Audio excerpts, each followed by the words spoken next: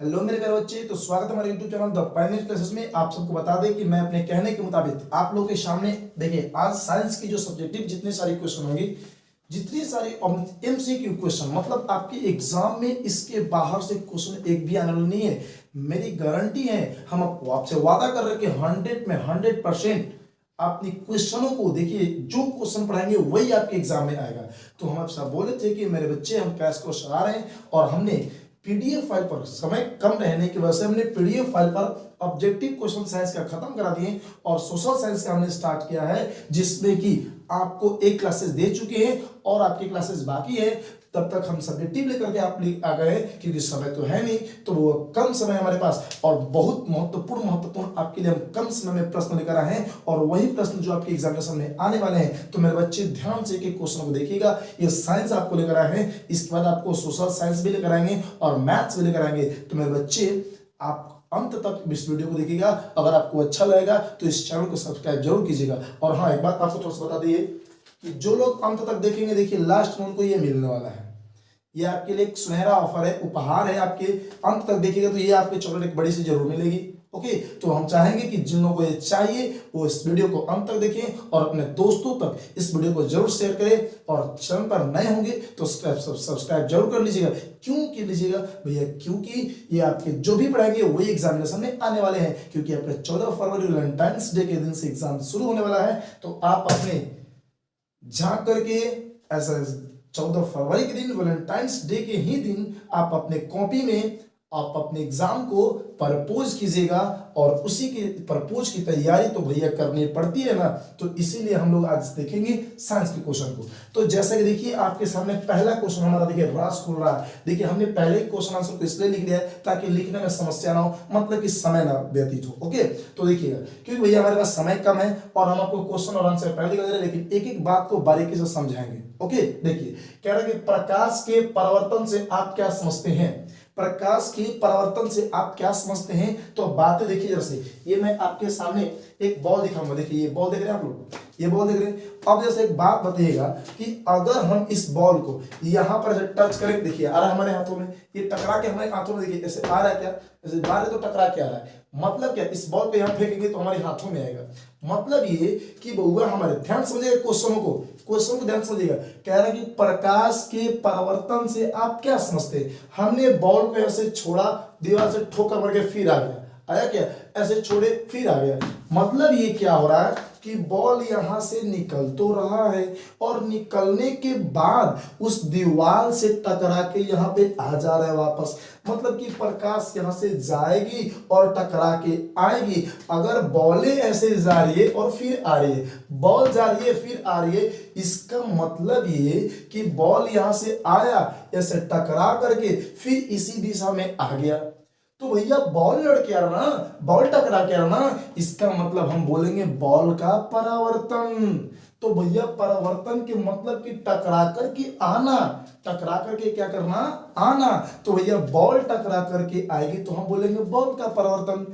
लेकिन अगर बातें प्रकाश की हो रही हो तो प्रकाश टकरा के अगर आएगी तो उसको क्या बोलेंगे हम लोग, प्रकाश का परावर्तन। तो भैया बॉल टकरा के आ रहा तो बॉल का परावर्तन, उसी तरीके से प्रकाश भी टकरा के आएगी तो क्या बोलेंगे, प्रकाश का परावर्तन। मतलब समझिएगा, अभी ध्यान से देखिएगा। देखिए मैं आपके सामने देखिए ये सब चीज लेकर आए, आपको दिखाएंगे, घबराइए नहीं। थोड़ा सा इस चीज को बोर्ड पे देखिए, क्वेश्चन को क्या कह रहा है। कह रहा है कि जब कोई प्रकाश की किरण किसी सतह पर आती है, सही बात है भैया, आएगी और आएगी तो सतह से टकरा कर उसी दिशा पे लौट जाती है भैया। तो ध्यान समझिए, तो ये टकरा कर लौटने की प्रक्रिया को प्रकाश का परावर्तन कहते हैं। मतलब यहां से देखिए क्या निकल गया है। आप लोग बचपन में तो बहुत सारा बात खेले होंगे भैया कि ठंड के दिनों में, अभी तो ठंड का दिन ही चल रहा है, बचपन में जब छोटे होंगे आप तो खेलते होंगे कि छत पे से ऐनक फूटे हुए हैं, चाहे नहीं ऐनक होते हैं, चाहे किसी प्रकार के दर्पण होता है, तो ले करके आप अपने मोहल्ले में, आप अपने गांव में छत पर से अगर कोनो लड़की की जाती है तो क्या कहता हो, ए लड़किया लिबी लिबी, ना, मतलब कि आप सूर्य के प्रकाश को देखिए, उनको चमकाते हैं, क्या ऐसे चमकाते हैं ना, जैसे चमकाते हैं कि नहीं चमकाते हैं। हाँ हाँ, तो मतलब क्या हुआ कि भैया सूर्य के प्रकाश यहां से आया, आ तो गया, और आएगा तो टकरा के जाएगा जरूर। तो ये आया और टकरा करके गया, तो जब टकरा करके जाएगा तो उसी टकरा करके लौटने की प्रक्रिया को क्या कहते हैं, प्रकाश का परावर्तन। क्या कहते हैं, प्रकाश का परावर्तन। और आपके सामने हम थोड़ी सी देखिए कुछ दिखा कर भी थोड़ा सा दिखा दे रहे कि कैसे होता है। ओके, तो इसके लिए मुझे थोड़ी सी लाइट को ऑफ करने पड़ेंगे, तो हम थोड़ा सा लाइट को ऑफ करके दिखा दे रहे आपको। देखिए जरा सा, देखिए थोड़ा सा ध्यान से इस चीज को समझिएगा। ओके, देखिए मैं आपको दिखाने जा रहा हूं, तो इस चीज को थोड़ा सा देखिएगा। लाइट सारे के सारे ऑफ हो गए, हम भी शायद आपको दिखाई नहीं दे रहे होंगे। और देखिए ये आपको लाइट, ये देख रहे हैं आप लोग, तो ये हमारा रहा दर्पण। ध्यान से देखिए, ये यहां से आया तो है, और देख पा रहे हैं कैसे टकरा के निकल रहा है, आपको दिखाई दे रहा है क्या। देखिए ये चीजें हमने टॉर्च देखिए, देख समझ पा रहे हैं आप लोग, देखिए कैसे जा रहा है आपके पास, जा रहा है क्या।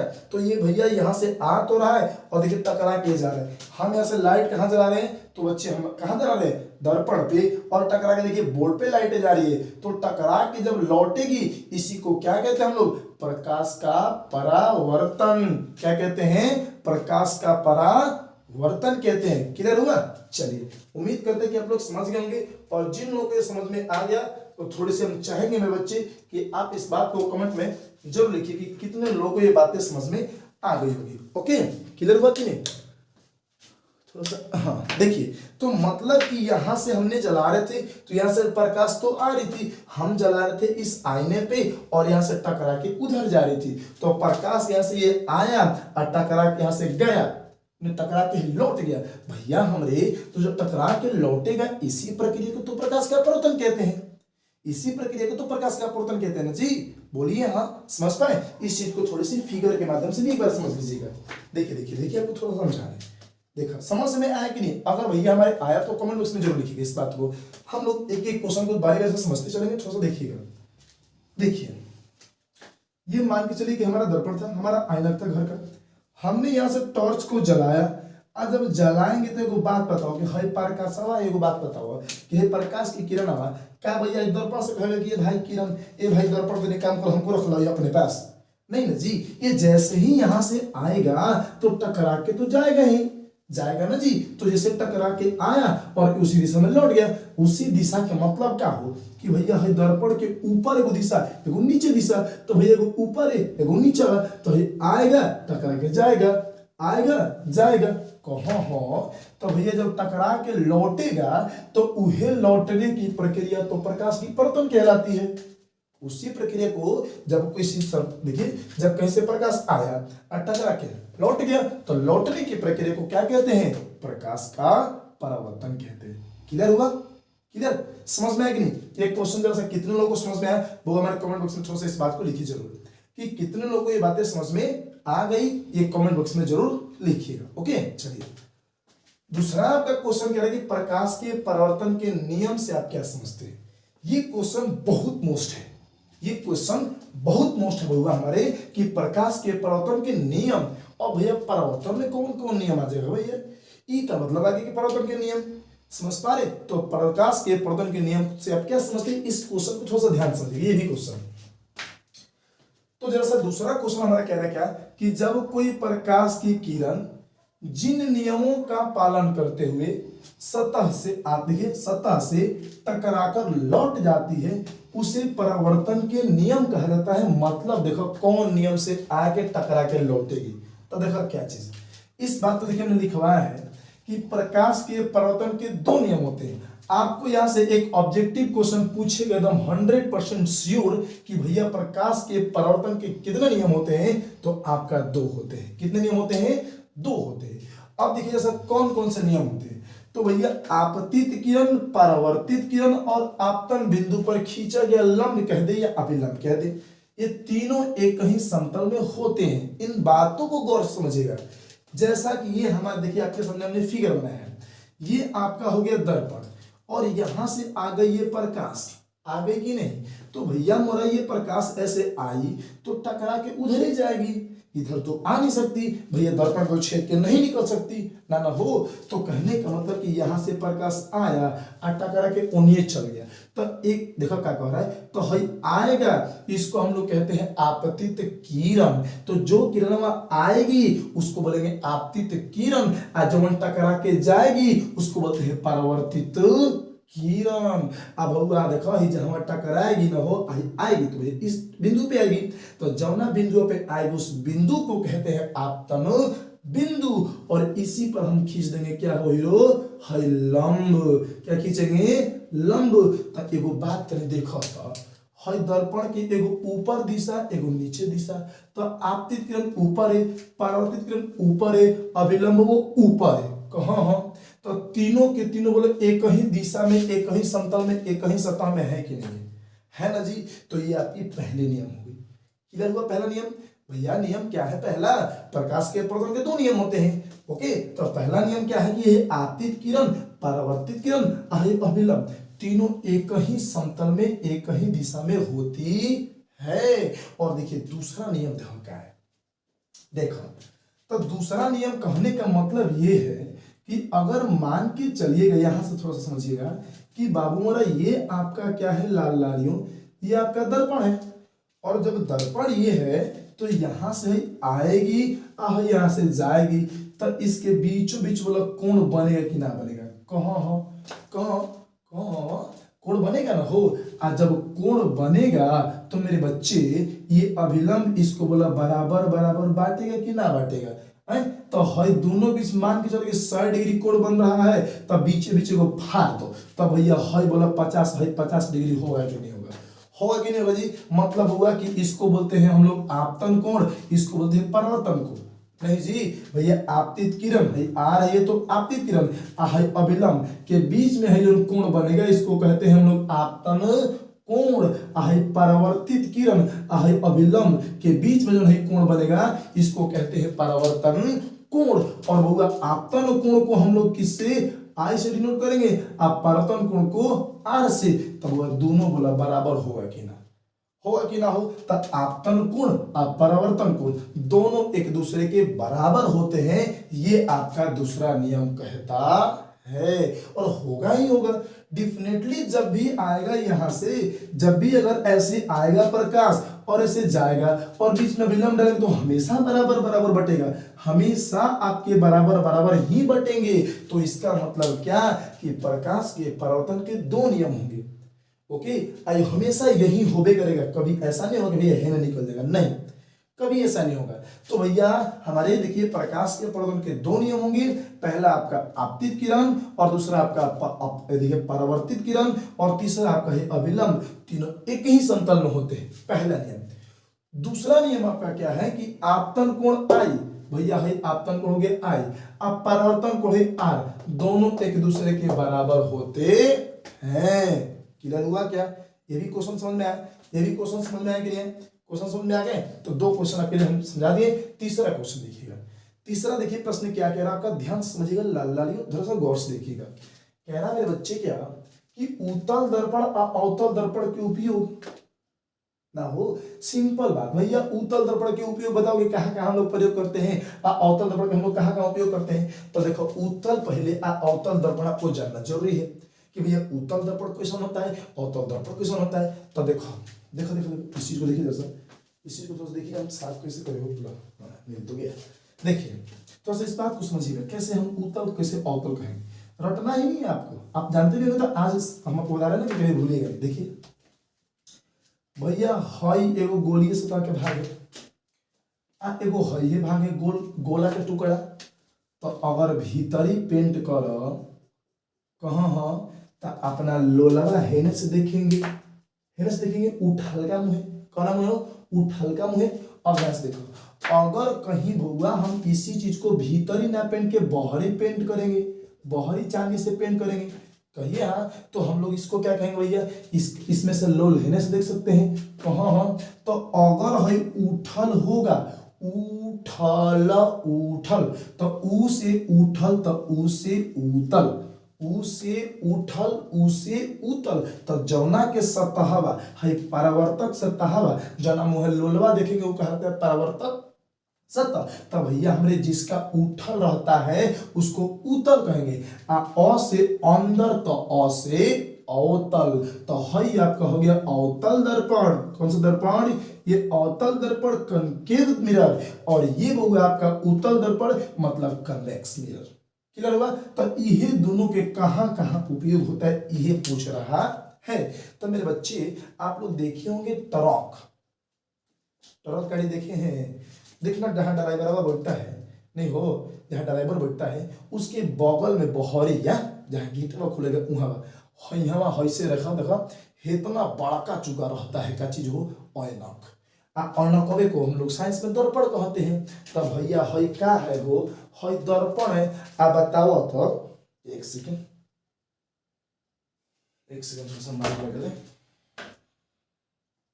देखिए है क्या है मेरे बच्चे, ये आपका दर्पण है। अब ये कौन सा दर्पण? तो ना भैया उठले है ना ही ना झुकले है, ना उठल है ना अंदर है, ये एकदम सीधा प्लेन है ना, देखो प्लेन एकदम सीधा प्लेन है। तो इसको क्या बोलेंगे? समतल दर्पण, प्लेन मिरर। कहाँ क्लियर? लेकिन हमसे सिर्फ बात किसकी पूछ रहा है, ये उपयोग किसका पूछ रहा है? तो उत्तल का और अवतल का। मतलब क्या मेरे बच्चे कि इन दोनों का उपयोग बताना है। तो पहले का बात भैया, जहां ड्राइवर चलाते हैं गाड़ी उसके बगल में तो किसका उपयोग होता है? उतरवा के, माने उठलका के।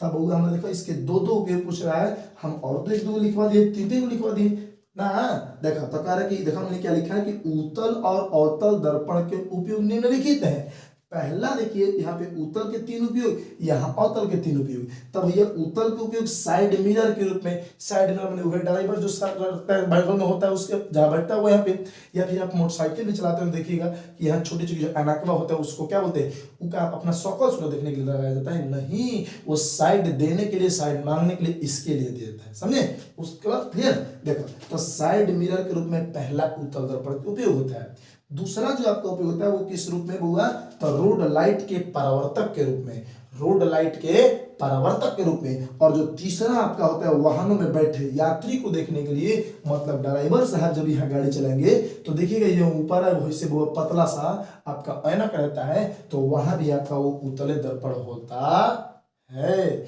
अब समझो तो, लेकिन बात अब अवतल की होगी, तो अवतल के कहाँ कहाँ उपयोग होता है? तो देखो अवतल के तो दाढ़ी या हजामत बनाने के लिए। तो दाढ़ी कहो कि बाकी तो यार दाढ़ी तो हम प्लेन मिरर में बनाए, भैया बनाए तो होंगे आप, लेकिन जब बड़े बड़े से आप मेंस पार्लर में, लेडीज पार्लर में लड़कियां जाएंगी या लड़के मेंस पार्लर में जाएंगे, तो देखिए वहां की जो आप एनाक्वा में तनी से अपने शकल को देखते होंगे तो तनी से सुंदर दिखाई देता होगा। तो ऐसा नहीं भैया घरे के ऐनक से वहां पे सुंदर दिखाई देगा। जानते हो रीजन क्या है? क्योंकि वो जो दर्पण होता है वो अवतल होता है, वो थोड़ा सा ऐसे होता है, लेकिन भले हमको देखने में वो महसूस तो नहीं होता है, लेकिन वो होता है इस तरीके का। मतलब मेरे बच्चे क्या कि देखिए दाढ़ी या हजामत बनाने में आपके अवतल दर्पण का उपयोग होता है। और बात आई दूसरी, तो रोगियों के नाक, कान, आंख, गला जांच करने के लिए भी देखिए अवतल दर्पण के उपयोग डॉक्टर साहब करते हैं। देखो कभी कभी दांत उतने लिए लगाते हैं ऐसे पूरा स्टील टाइप के, नहीं अगर देखो वाहनों की हेडलाइट में जब गाड़ी मोटरसाइकिल चलेगा तो जो लाइट है ना आगवा भाकाक भाकाक मारता है, तो वो हसन क्या रहता है, यहाँ बॉल लगा रहेगा, ऐसा रहेगा, अरे यहाँ वैसे बॉल लगा रहेगा। तो हॉय जो है वो अंदर की ओर है ना, हो भले उत्तल दर्पण ही है लेकिन उत्तल दर्पण के तरह तो व्यवहार करेगा ना, तो इसलिए वहां भी वो उत्तल दर्पण का उपयोग किया जाता है। क्लियर हुआ क्या? क्लियर? समझ में आया क्या ये बातें? समझ में आया क्या? चलिए ये तीन क्वेश्चन आपको क्लियर हो गई। हम लोग नेक्स्ट क्वेश्चन 4 नंबर को देखते हैं। ओके, तो 4 नंबर से इसको साफ करके लिख ले। चलिए 4 नंबर देखते हैं हम लोग जरा सा।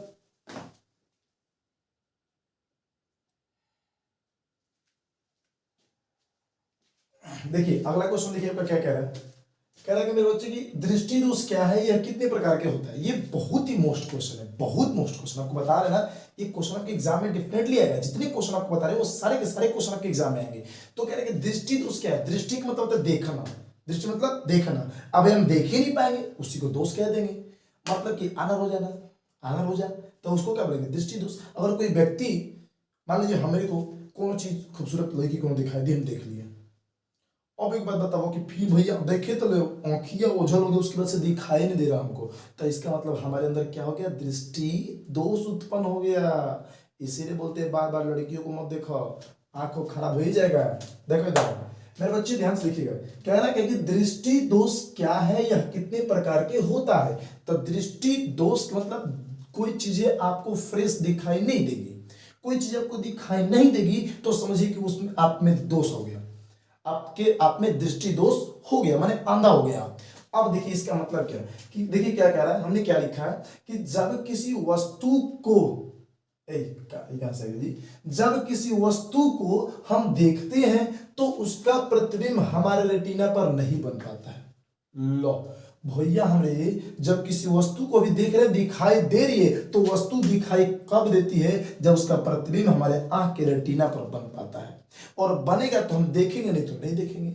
और एक बात आपको बता दें कि किसी भी वस्तु का प्रतिबिंब हमारे आंख पर, वो हमारे ऑब्जेक्टिव क्वेश्चन पूछे तो बताइएगा यहाँ पे कि आप देखिए 1/16 सेकेंड के लिए बनता है। किसी भी वस्तु का प्रतिबिंब हमारे आंखों पर 1/16 सेकेंड तक बनता है। कहीं कहीं बुक में 1/10 देगा, 1 कहीं कहीं 10 सेकेंड देगा, मतलब कि ये आपका एनसीईआरटी में लिखा है, तो एनसीईआरटी का भी गलत नहीं लिखता है, इसका मतलब ये आपका गलत हो जाएगा। ये आपका एनसीईआरटी का लिखा हुआ बातें हैं वो, इसीलिए आपका 1/16 सेकेंड होगा। ओके चलिए, तो किसी भी वस्तु का कोई पूछेगा ऑब्जेक्टिव में कि भैया किसी वस्तु को देखते हैं, उसका प्रतिबिंब हमारे आंख पर कितना समय के लिए बनेगा, तो सिंपल बात है 1/16 सेकेंड के लिए। अब समझिए जैसे इस टॉपिक को, कह रहा है कि जब किसी वस्तु को हम देखते हैं तो उसका प्रतिबिंब हमारे रेटिना पर नहीं बन पाता है। तो जब नहीं बनेगा अर्थात वस्तु साफ साफ दिखाई नहीं पड़ती है, और जब दिखाई नहीं पड़ेगी तो उसी को हम लोग दृष्टि दोष कहते हैं। उसी को क्या कहेंगे, दृष्टि दोष कहेंगे। मेरे बच्चे आगे देख लो, कह रहे हैं कि दृष्टि दोष मुख्यतः 4 प्रकार के होते हैं। कभी आपको 2 भी पढ़ने को मिलेगा, लेकिन आपको देखिए बता रहे 4 प्रकार के होते हैं। दृष्टि दोष कितने प्रकार के, 4 प्रकार के। अब जैसा समझिएगा कौन कौन से भैया, तो एक आपका निकट दृष्टि दोष, और एक आपका दूर दृष्टि दोष, और एक आपका जरा दूर दृष्टि दोष, और एक अबिंदुकता। 4 प्रकार के कौन कौन से हो गए, 4 दोष कौन कौन होगा भैया, तो निकट दृष्टि दोष, दूर दृष्टि दोष, तीसरा आपका जरा दूरदर्शिता, चौथा आपका अबिंदुकता। तो दृष्टि दोष क्या प्रकार के, 4 प्रकार के। क्लियर हुआ क्या, आगे जल्दी चलिए।